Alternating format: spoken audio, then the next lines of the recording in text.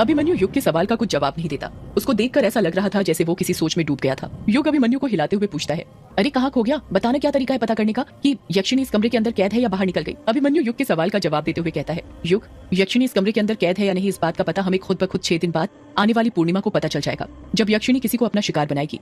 युग अभिमन्यु पर चिढ़ते हुए कहता है, यार तू पागल हो रहा है क्या? तू क्या चाहता है कि हम किसी के मरने का इंतजार करें? तुझे नहीं पता अपनों को खोने का गम क्या होता है। अगर परिवार के एक मेंबर को भी कुछ हो जाता है ना तो पूरा परिवार बिखर जाता है। अभिमन्यु उदासी के साथ कहता है, सॉरी यार, मेरे कहने का ये मतलब नहीं था। फिर तू ही बता क्या करें? यार कुछ तो सोचना पड़ेगा। क्या तूने किसी साई को कमरे से बाहर निकलते देखा था?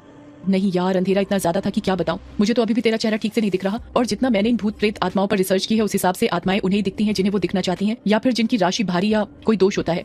और हाँ, एक और चीज मैंने ये भी पढ़ी है कि जिस जगह पर आत्माएं कैद होती हैं, यानी जहाँ पर उन्हें बांध कर रखा जाता है, यदि आप उस जगह के साथ छेड़छाड़ कर दें या फिर वहाँ की कोई चीज छू लें तो वहाँ की आत्माएं बंधन से मुक्त हो जाती हैं। युग अपने हाथ की मुट्ठी खोलते हुए कहता है, ये देख। जब अभिमन्यु युग के हाथ की तरफ देखता है तो बौखला जाता है। युग के हाथ में एक बहुत ही पुरानी काले रंग का पेन था। अभिमन्यु अपना मुंह फाड़ते हुए कहता है, ये तूने कब उठा लिया? यार वो जब हम भाग रहे थे ना तो पता नहीं कब ये मेरे हाथ में आ गया। ऐसा लगा जैसे किसी ने हाथों में थमा दिया हो। क्या बात कर रहा है? हाँ यार, वैसे अभी तू ये सब छोड़ और ये बता, क्या कोई ऐसा तरीका नहीं है जिससे हम 100% कंफर्म हो जाए कि यक्षिणी अंदर कैद है या नहीं? अभिमन्यु कुछ सोचते हुए कहता है, यार एक और तरीका है। अगर पहले की तरह कोई घटिया सा आइडिया हुआ ना तो सोच लेना, मुझसे बुरा कोई नहीं होगा। अरे नहीं भाई, पहले मेरा आइडिया सुन तो ले। हाँ बोल। हमारी पैरानॉर्मल एक्टिविटी संस्था में बहुत सारे कोर्स होते हैं जिसके अंदर हमें भूतों का पता कैसे लगाया जाता है, उन्हें कैसे पकड़ा जाता है, उनके साथ संपर्क कैसे साधा जाता है, ये सब सिखाया जाता है। मेरे पास बहुत सारे भूतों को पकड़ने के डिवाइस और टेक्निक है। अगर हम उनका यूज करें तो पता लगा सकते हैं कि यक्षिणी अंदर कैद है या नहीं। वो यंत्र काम तो करते हैं ना? तेरे इलेक्ट्रोमैग्नेटिक फील्ड मीटर डिवाइस की तरह खराब तो नहीं है ना? नहीं भाई, सब ठीक है, बस कल घर से लाना पड़ेगा वो सब। ठीक है, फिर कल जैसे ही सुबह हो पहली फुर्सत में वो डिवाइस ले आना। अभिमन्यु कहता कुछ नहीं, बस हैरानी के साथ बड़ी बड़ी आंखें करके युग को घूरने लग जाता है। युग ये बात नोटिस कर लेता है और अभिमन्यु को टोकते हुए कहता है, ये तू मुझे ऐसे पागलों की तरह घूर क्यों रहा है? तू ठीक तो है? मैं तो ठीक हूँ, पर तू बता, तू तो ठीक है ना? हाँ क्यों, मुझे क्या हुआ? कुछ नहीं यार, मैं सोच रहा हूँ कल जब तू आया था तो ये भूत वूत पर यकीन नहीं करता था, और अब देखो मुझे ये पता करने को बोल रहा है कि यक्षिणी कैद से कहीं बाहर तो नहीं निकली। यार किसी ने कहा है ना, जब खुद पर बीतती है तभी पता चलता है। बस वही कहानी मेरे साथ हुई है। तुझे पता है ये सब कांड होने से पहले मुझे मेरे पापा मेरे सपने में दिखे थे, जब वो मुझे पहली और आखिरी बार बोर्डिंग स्कूल में छोड़ने आए थे। और जब मैं नींद से उठा तो मुझे उनकी आवाजें सुनाई देने लगी। मैं समझ गया ये इत्तेफाक तो नहीं हो सकता, जरूर कुछ ना कुछ गड़बड़ है। और जब ऊपर पहुंचा तो ये सब कांड होने लगा और तू आ गया। यहीं से हम अंदाजा लगा सकते हैं कि यक्षिणी कितनी शक्तिशाली है। वो हमारे सपने तक देख सकती है और उस चीज का फायदा उठा सकती है। यार शक्तिशाली कैसे नहीं होगी, सिर्फ डायन की ही नहीं बल्कि दैवीय शक्तियां भी हैं उसके पास। भूल मत, वो दूसरे लोग से आई है। हाँ यार ये भी तो है। युग कुछ सोचते हुए कहता है, और तू मुझे एक बात बता, जब मैं ताला तोड़ने वाला था तो तूने मुझे मना कर दिया, पर खुद मेरे हाथों से हथौड़ा लेकर वो ताला तोड़ दिया। आखिर ऐसा क्या हो गया था तुझे कि एकदम से ताला तोड़ दिया? ये सब तेरे तानों की वजह से हुआ है। क्या कहा? मेरे तानों की वजह से? हाँ यार तुझे पता है, मैंने यहाँ पर अपनी छुट्टी मनाने नहीं आया हूँ, बल्कि पैरानॉर्मल संस्था वालों ने मुझे निकाल दिया है। युग अपना गला फाड़ते हुए कहता है, क्या? पर क्यों? अभिमन्यु हिचकिचाते हुए कहता है, यार वो बात यह है कि अभिमन्यु ने इतना ही कहा था कि तभी उसकी नजर जमीन पर गिरे ताबीजों पर पड़ती है। वो बात को बदलते हुए कहता है, यार हमें ना ये सब ताबीज लाल कपड़ा उठा लेना चाहिए और दरवाजे को वैसे ही बंद कर देना चाहिए जैसे पहले था। अगर कछुए और कायर ने इसे खुला हुआ देख लिया तो प्रॉब्लम हो जाएगी। वो दोनों यक्षिणी के हाथों मरे या ना मरे डर के कारण जरूर मर जाएंगे। हाँ ठीक कह रहा है तू। और एक बात, उन दोनों को पता नहीं चलना चाहिए कि हमने ये दरवाजा खोला था। सिर्फ उन दोनों को ही नहीं, किसी को भी ये बात पता नहीं चलनी चाहिए। ये राज सिर्फ हम दोनों के बीच ही रहना चाहिए। हाँ ठीक है। युग और अभिमन्यु दोनों उठकर वापस से दरवाजे को वैसे ही बंद कर देते हैं जैसे वो पहले था। उसके ऊपर ताला, लाल कपड़ा और ताबीज भी बांध देते हैं। अब दरवाजा और ताला पहले की ही तरह लग रहा था। कोई कह ही नहीं सकता था कि ताला तोड़कर दरवाजा खोला गया था। युग और अभिमन्यु दोनों वापस से नीचे हॉल में जाकर सोने की कोशिश करने लग जाते हैं। लाख कोशिश करने के बाद भी वो दोनों सो नहीं पा रहे थे। कमरे का हादसा बार बार उनकी आंखों के सामने आ रहा था। देखते ही देखते उन दोनों की कब आंख लग जाती है उन्हें पता ही नहीं चलता है। सुबह के 7 बज रहे थे। युग, अभिमन्यु, कायर और कछुआ चारों गहरी नींद में सो रहे थे। तभी दरवाजा खटखटाने की आवाज सुनाई देती है। कोई इतनी जोर जोर से दरवाजा खटखटा रहा था कि ऐसा लग रहा था यदि दरवाजा जल्दी नहीं खोला गया तो वो दरवाजा तोड़ देगा। दरवाजा खटखटाने की आवाज सुनकर कायर की नींद खुल जाती है और वो नींद में ही उसके बगल में सो रहे कछुए से कहता है, यार कछुआ देखना कौन है, सुबह सुबह कौन दरवाजा खटखटा रहा है इतनी जोर जोर से। कछुआ नींद में बड़बड़ाते हुए कहता है, यार तू ही देख लेना, मुझे नींद आ रही है। कायर कछुए को लात मारते हुए कहता है, उठना यार, कौन सा तुझे राजकुमारी के सपने आ रहे हैं? कछुआ उठते हुए कहता है, उठ रहा हूँ ना, मार क्यों रहा है? जब कछुआ उठता है तो देखता है कि युग और अभिमन्यु भी उठ गए थे और अपने बिस्तर पर बैठे हुए थे। दोनों दरवाजे की तरफ देख तो रहे थे पर दरवाजा नहीं खोल रहे थे। कछुआ उन दोनों से कहता है, यार जब तुम दोनों उठकर ही बैठे हो तो तुम दोनों में से कोई एक दरवाजा खोल देता, मेरी नींद क्यों खराब होने दी? युग अभिमन्यु कछुए की बात का कुछ जवाब नहीं देते हैं। दोनों ही रात के हादसे से अभी तक बाहर नहीं आ पाए थे। कछुआ बड़बड़ाते हुए कहता है, इन दोनों को क्या हो गया? लगता है अभी तक नींद पूरी नहीं हुई। इतना कहते हुए कछुआ दरवाजे के पास पहुंच जाता है। जब वो दरवाजा खोलता है तो देखता है कि दरवाजे के सामने एक बूढ़ा खड़ा हुआ था। उस बूढ़े ने सफेद धोती, कुर्ता और गले में लाल गमछा पहना हुआ था। बाल पूरी तरह सफेद और कुछ झड़ चुके थे। सिर के एकदम बीचों बीच चांद दिखता था। बूढ़ा कहता है, बेटा तुम ही युग बाबू हो क्या? अरे नहीं नहीं, मैं युग नहीं हूँ। आपको युग से मिलना है क्या? हाँ, हम तो युग बाबू से ही मिलने आए थे। कछुआ युग को आवाज लगाते हुए कहता है, अरे युग जरा यहाँ पर आना, कोई तुझसे मिलने आया है। युग मन ही मन सोचने लग जाता है कि ये मुझसे मिलने सुबह सुबह कौन आ गया। जब युग उस बूढ़े को दरवाजे पर खड़ा देखता है तो मंत्रमुग्ध अवस्था में खड़ा हो जाता है।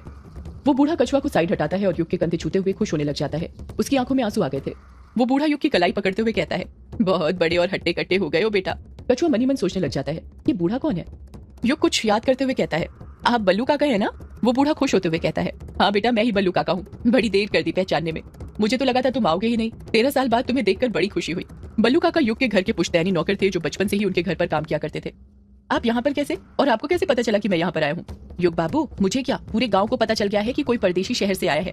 हम तो समझ गए थे कि वो परदेशी कोई और नहीं बल्कि हमारे युग बाबू ही होंगे। पर ये क्या, आप इस लाशों वाली कोठी में क्यों रुके हैं? आपको अपने घर पर रुकना चाहिए था ना। ये भी तो मेरा ही घर है ना बल्लू काका। हाँ युग बाबू, ये भी आपका ही घर है, पर आपको नहीं पता बड़ी मनहूस कोठी है ये। इसी कोठी ने तो हमारे बड़े मालिक यानी आपके पापा की जान ली थी। हमने तो ये भी सुना है कि यही कोठी उस डायन यक्षिणी का दूसरा ठिकाना था। चलिए छोड़िए ये सब बात, आप ना हमारे साथ चलिए, हम ना आपको लेने आए हैं। बड़े मालिक ने आपको लेने के लिए भेजा है। युग हैरानी के साथ कहता है, बड़े मालिक मतलब बड़े पापा ना? हाँ युग बाबू वो ही। चलिए जल्दी से अपना सामान लाइए और चलिए हमारे साथ। नहीं बल्लू काका, मैं नहीं आ सकता। पर क्यों? अब मैं यहीं पर रहूंगा, यही मेरा घर है। बल्लू काका युग की आंखों में देखते हुए कहते हैं, आप बड़े मालिक से अभी भी नाराज हैं क्या? युग कुछ जवाब नहीं देता। बल्लू काका अपनी बात को आगे जारी रखते हुए कहते हैं, मुझे पता है आपकी नाराजगी अभी खत्म नहीं हुई है, पर युग बाबू बड़े मालिक की सजा आप बड़ी मालकिन को क्यों दे रहे हैं? वो आपकी राह ताक रही है। क्या कहा? बड़ी माँ मेरा इंतजार कर रही है।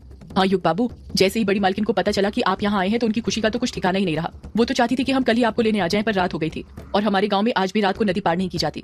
आपको तो पता ही है कि रोंगकामुचा गांव से बंगलामुड़ा गांव जाने का मात्र एक रास्ता है और वो है किश्नोई नदी। आप चलेंगे ना? युग फिर कुछ जवाब नहीं देता। बल्लू काका अपने हाथ जोड़ते हुए कहते हैं, माना मैं आपका नौकर हूँ और आप मेरे मालिक, मैं आपको हुक्म नहीं दे सकता, पर भगवान के लिए मेरे साथ चलिए। मैं बड़ी मालकिन से वादा करके आया हूँ कि आपको अपने साथ लेकर ही आऊंगा। युग बल्लू काका के हाथ पकड़ते हुए कहता है, अरे बल्लू काका, आप हाथ जोड़कर मुझे शर्मिंदा मत कीजिए। आप कोई नौकर नहीं है, आप तो मेरे काका हैं। बल्लू काका, आप बस थोड़ी देर इंतजार कीजिए, मैं अभी तैयार होकर आता हूँ। ठीक है बेटा। कुछ ही देर में युग तैयार होकर नीचे आ जाता है। युग को जाते देख कछुआ कहता है, यार तू जा रहा है तो फिर हम भी निकले यहाँ से। कायर भी कछुए का साथ देते हुए कहता है, हाँ यार मुझे भी बिंदु के पास जाना है, कल रात से उसे नहीं देखा, पता नहीं कैसे होगी। कछुआ मुंह बनाते हुए कहता है, तू तो ऐसे बोल रहा है जैसे कई जमानों से उसे नहीं देखा। कायर कहता है, तू नहीं समझेगा, प्यार में एक एक पल दूर रहना कितना मुश्किल होता है। अभिमन्यु उन दोनों के बीच में ही बोल पड़ता है, मैं भी निकलता हूँ। युग अभिमन्यु को मना करते हुए कहता है, अरे तू कहाँ जा रहा है? अगर तू चला जाएगा तो फिर वो काम कैसे करेगा? अरे उस काम का सामान लेने तो घर पर जा रहा हूँ, कल बताया था ना सामान घर पर है। कछुआ हैरानी के साथ कहता है, ये तुम दोनों किस काम और सामान की बात कर रहे हो? अभिमन्यु बहाना बनाते हुए कहता है, अरे वो ताला लेने की बात कर रहा है, ग्रेवयार्ड कोठी के लिए। अब तुझे तो पता है ना कि हमने ताला तोड़ दिया था बाहर वाले दरवाजे का, अगर कोई चोर घुस गया तो, इसलिए ताला लेने मुझे घर जाना है। कछुआ हंसते हुए कहता है, अरे ताले की कोई जरूरत नहीं है, कोई चोर गलती से भी इस कोठी में चोरी करने की सोचेगा भी नहीं। युग और उसके दोस्त ग्रेवयार्ड कोठी से चले जाते हैं। बल्लू काका और युग रोंगकामुचा गांव जाने के लिए किश्नोई नदी पार कर रहे थे। सूरज की किरणें सीधे युग और बल्लू काका के चेहरे पर पड़ रही थी, जिस कारण दोनों ही पसीने से भीग गए थे। नदी में घुटनों के ऊपर तक पानी था। उनके आगे पीछे कुछ लोग नदी पार कर रहे थे। दिन में नदी का नजारा अत्यंत मनमोहक लग रहा था। युग और बल्लू काका नदी पार कर ही रहे थे कि तभी युग पूछता है, वैसे बल्लू काका अभी वहाँ घर पर कौन कौन है? बल्लू काका युग के सवाल का जवाब देते हुए कहते हैं, वहाँ पर अभी बड़े मालिक हैं, बड़ी मालकिन है और बड़ी मालकिन के भाई सुदेश बाबू, उनकी पत्नी रजनी और उनकी बेटी अमोदिता है। अच्छा। युग कुछ देर रुककर पूछता है, क्या वहाँ पर वंदना भाभी नहीं है? अरे हाँ, उनके बारे में तो बताना ही भूल गया। पर युग बाबू, वंदना बहु रानी का उस घर में होना ना होना एक समान है। आप ऐसा क्यों बोल रहे हैं बल्लू काका? मैं आपके कहने का मतलब समझा नहीं। सदियों से है पुरानी ये है यक्षिणी की कहानी। यक्षिणी एक आग है, यक्षिणी तेरा ख्वाब है।